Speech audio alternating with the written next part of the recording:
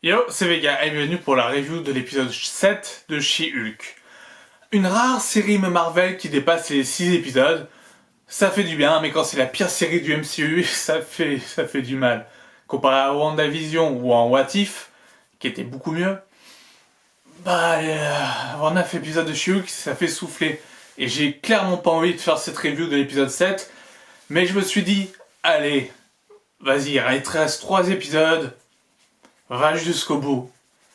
Parce que bon, voilà, c'est She-Hulk, c'est Marvel, ça mérite peut-être un regard d'intérêt, et puis il y aura Daredevil à la fin, dans l'épisode 9 probablement, pas dans l'épisode 8, ni dans cet épisode-là. Donc voilà, il reste plus que 2 épisodes à faire des reviews, enfin 3 avec celle-ci, avec celle que je compte là actuellement. Donc je me dis, bah écoute, pourquoi pas, je suis flou. Voilà, je suis moins flou. Ah si, je suis toujours flou. Voilà, je suis moins flou. Bref. Épisode où Jen a encore des problèmes d'histoire de cœur. Et oui, il y a que ça dans She-Hulk. C'est pas qu'une série comique. C'est limite dramatique pour elle. Elle se fait toujours pas respecter. Après cet épisode, elle ne se fait toujours pas respecter. Elle cherche le grand amour, elle veut le grand amour, mais elle le trouve pas. Elle le trouve pas, et pourtant, elle a tout pour l'avoir, hein, honnêtement. Je vois pas ce qui peut rebuter les gens, à part moi, ce qui me rebuterait, c'est le fait qu'elle soit chez Hulk, alors que les gens adorent chez Hulk. Mais même pas Jen. Donc, pourquoi? Pourquoi? Bon, on remarque même en étant chez Hulk, que ça te dérangerait pas. Franchement, elle a l'air cool, Jen, franchement. Honnêtement, elle est belle, elle a un beau métier d'avocat, elle a une bonne situation, elle est pas moche. Pourquoi du coup, qu'elle soit tout le temps rabaissée? Pourquoi le scénario la rabaisse tout le temps? Je sais pas si j'ai aimé cet épisode, j'en sais rien. Je suis entre le nul et entre le ça va. J'ai pas rigolé une seule fois, encore une fois. Il y a à part la semaine dernière avec Monsieur Immortel. Mais là, je sais pas quoi en penser. Jen va en retraite spirituelle avec un gourou devenu Emile Blansky, alias l'abomination. C'est devenu un gourou de secte de super-héros, enfin de méta-humains, je sais pas vraiment spécialement. Il y a un Minotaure et un. Enfin, un Minotaure, même pas. Il y a un taureau humain, bah, peut-être un Minotaure du coup, et un Matador, il y a un mec avec des pics, enfin bref, il y a plein de méta-humains. Et ils sont là pour expulser leurs émotions. Il y a un truc de retraite de séminaire spirituel, il n'y a pas de wifi, il n'y a pas de connexion, etc. Et pourquoi Jen est là?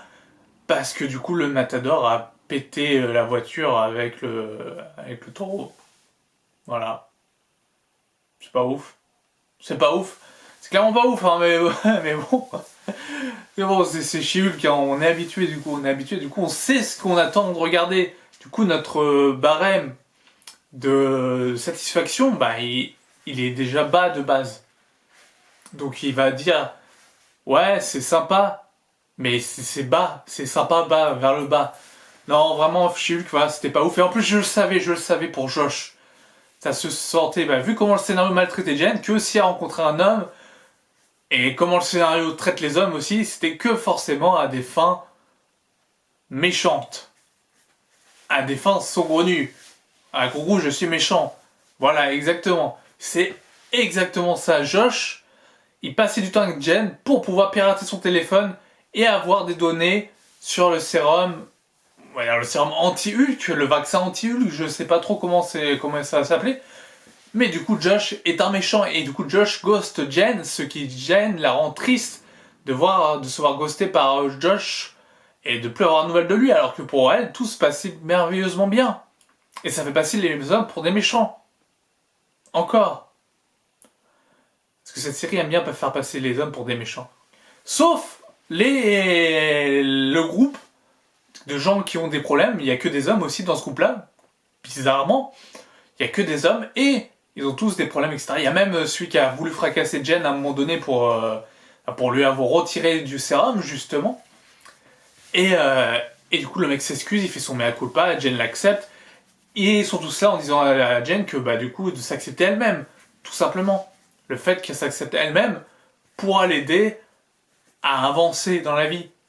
Et pourra l'aider aussi à se dire, bon bah voilà, je suis Jen aussi, donc je m'impose en tant que Jen. Et les gens pourront aimer Jen Walters. Ça se trouve, ils vont la foutre avec Daredevil. Hein. Il y a moyen, hein. Il y a moyen qu'ils la mettent avec Daredevil. Ou pas, ou peut-être que ce sera une éternelle célibataire et que du coup, ils feront des gags là-dessus dans les suites du MCU. Mais en tout cas, je vois pas comment ils peuvent conclure vu qu'il y a très peu de fil rouge, à part le fil rouge de la mort de Hulk. En 2 épisodes. Ils vont annoncer un film, c'est obligé, je sais pas. Je sais pas s'ils vont annoncer un film Hulk, mais ils vont annoncer quelque chose sûrement où on reverra Jen Walters. Jen Walters sera peut-être dans le prochain Avengers. Kang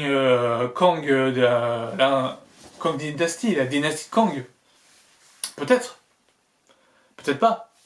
Peut-être que pas. Peut-être que cette série n'aura vraiment servi à rien. Et il me semble qu'il n'y a pas d'autres séries Marvel prévues avant 2023. La prochaine, je crois que c'est Secret Invasion. Et c'est prévu pour 2023. J'espère que c'est prévu pour janvier 2023.